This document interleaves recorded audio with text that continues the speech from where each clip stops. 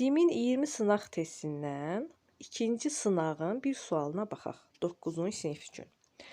Doğru fikir müəyyən edin. Fikirləri maraqlı idi. Cümləsində təsirli hal şəkilçisi vardır. Biz bilirik ki, burada gördüyümüz i şəkilçisi həm mənsubiyyət, həm də təsirli hal şəkilçisi ola bilər.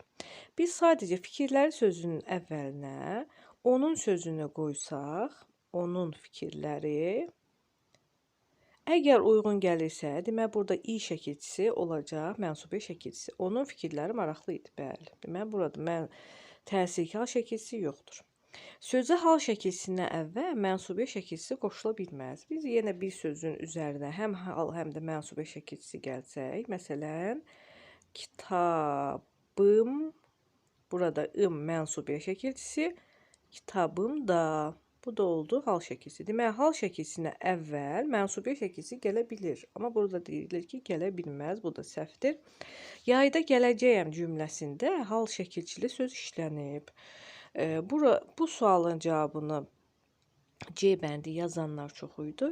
Yayda sözündəki da şəkilçisi hal şəkilçisi yox, leksik şəkilçidir, zəft düzəldən şəkilçidir və əgər belə sözlər nə vaxt sualına cavab verirsə, deməli zəfdir. Yayda, nə zaman? Bu da cavabımız deyil. Çünki hal şəkilçisi yox, leksik şəkilçidir. D bəndi, qarı narahatdır cümləsində yalnız bir nitq hissəsi işlənib.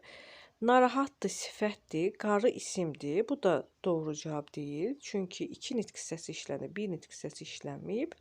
Döyüşçü və döyüşkən sözləri müxtəlif nitq hissələrindən yaranıb.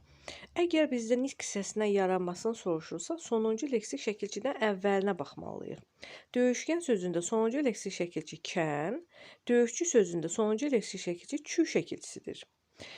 Və biz bu şəkilçilərə fikir versək, əslində hər ikisinin əvvəlki sözü döyüş sözüdür. Döyüş sözü də bildiyimiz kimi isim və feil ola bilir.